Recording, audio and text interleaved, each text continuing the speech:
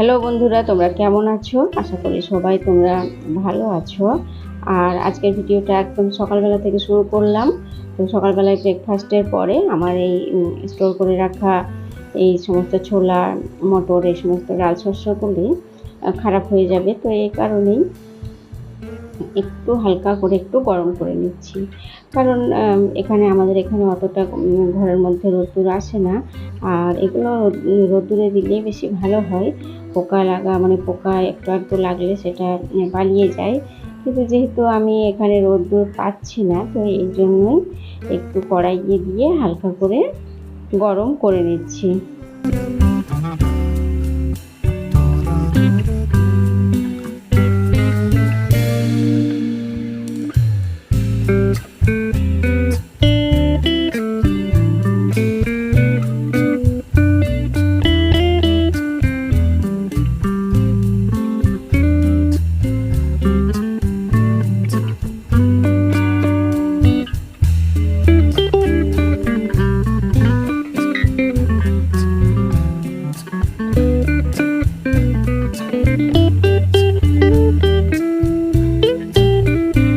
আর এই মসুর ডালগুলো বাড়ি থেকে এনেছিলাম গতবার যখন আমরা যাই, তো সেখান থেকে এগুলো আনা হয়েছিল। তো এগুলো পোকা ধরে যেতে পারে, তো এই কারণে হালকা একটু গরম করে নিচ্ছি যাতে এগুলো ঠিক থাকে।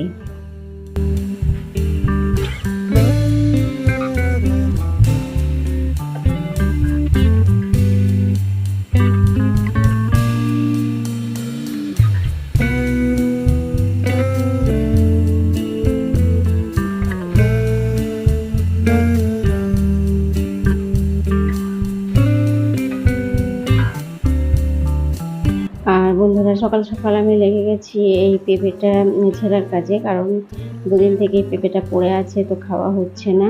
তো আজ ভাবলাম যে এখন কাজটা যখন হয়ে গেল, তো আমি এখন এই পেঁপেটা ভালোভাবে ছিলে কেটে রাখি, যাতে বাচ্চারাও টুকটাক খেয়ে নিতে পারে।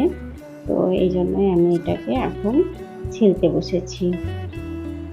আর পেঁপেটা বেশ শক্ত আছে, এই জন্যই দুদিন রেখে দিয়েছিলাম, কিন্তু এখন কাটতে গিয়ে দেখছি যে এটা বেশ ভালোই শক্ত আছে। জানি না ভেতরটা কেমন হবে, তো এখন দেখা যাক।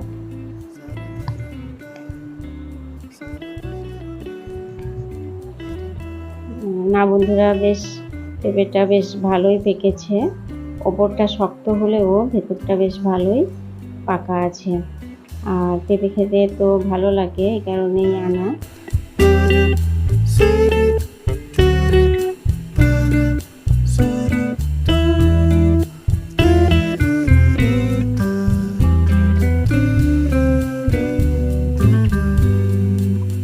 আর এই কয়েকদিন যে গরম পড়েছে, তো সকাল সকাল রান্নাটা করে নেওয়াই বেটার। এই কারণেই বাজার যখন এসে গেছে, তো ভাবলাম যে মাছগুলো প্রথমে ভেজে নিই, তারপরে রান্না শুরু করব। তো এখন আমি মাছগুলো ভেজে নিচ্ছি। আর এখন যে গরম পড়েছে, তো তাড়াতাড়ি রান্নাটা হয়ে গেলে তাড়াতাড়ি স্নানটাও করে নিলে একটু আরাম মনে হয়।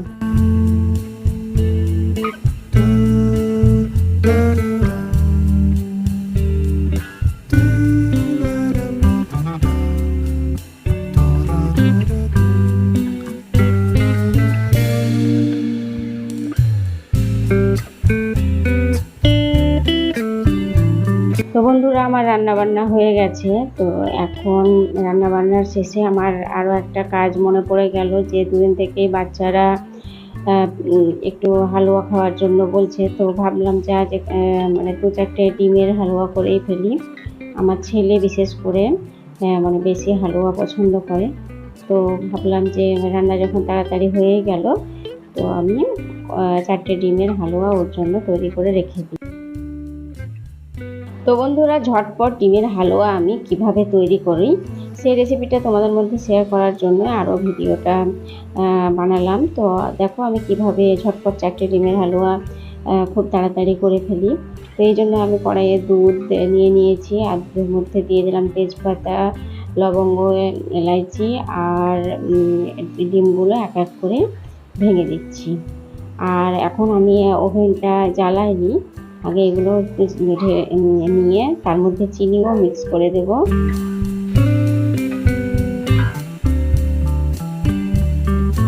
এর মধ্যে আমি 1 টেবিল চামচ মতো ঘিও দিয়ে দিলাম। আর এগুলো সবগুলো দিয়ে আমি ভালোভাবে মিক্স করে নেব। আর এখন এটা ভালোভাবে একটু মিক্স করে নিচ্ছি। আর এখন চিনিটাও এর মধ্যে দিয়ে দেব।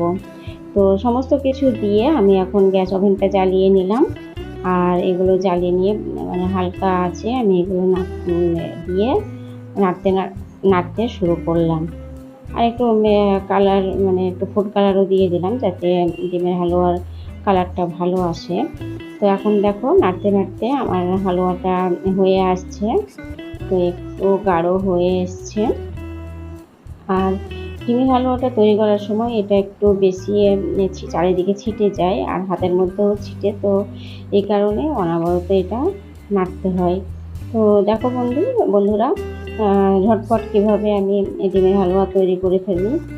আর এখন ডিমের হালুয়াটা হয়ে এসছে, তো এর মধ্যে আরও 1 টেবিল চামচ ঘি আমি দিয়ে দিলাম।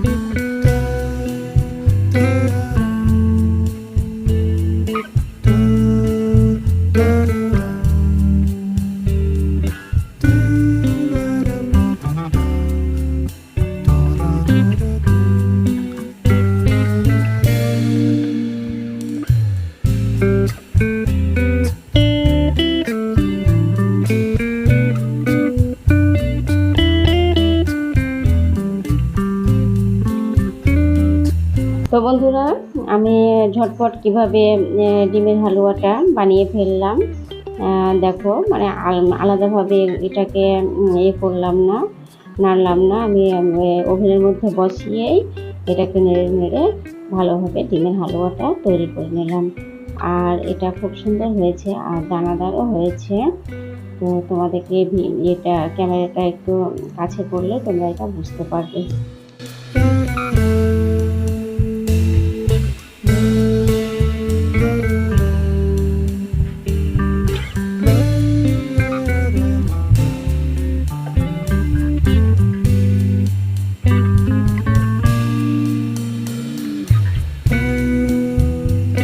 তো বন্ধুরা দেখো কত সুন্দর দানাদার ডিমের হালুয়া খুব তাড়াতাড়ি তৈরি করে ফেললাম।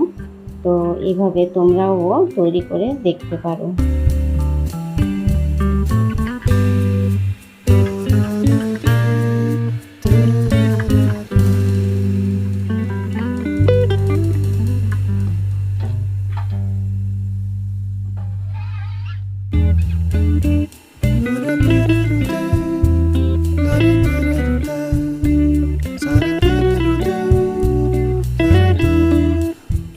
তো বন্ধুরা এখন দুপুরবেলা, তো বাচ্চাদের এই সময় একটু আমি নিয়ে পড়াতে বসেছি। আর এখন যেহেতু গ্রীষ্মের ছুটি চলছে, তো এই কারণে ওরা দুপুরবেলায় ঘুমোতেও চায় না, তো এই কারণেই ওদের নিয়ে একটু পড়াতে বসলাম।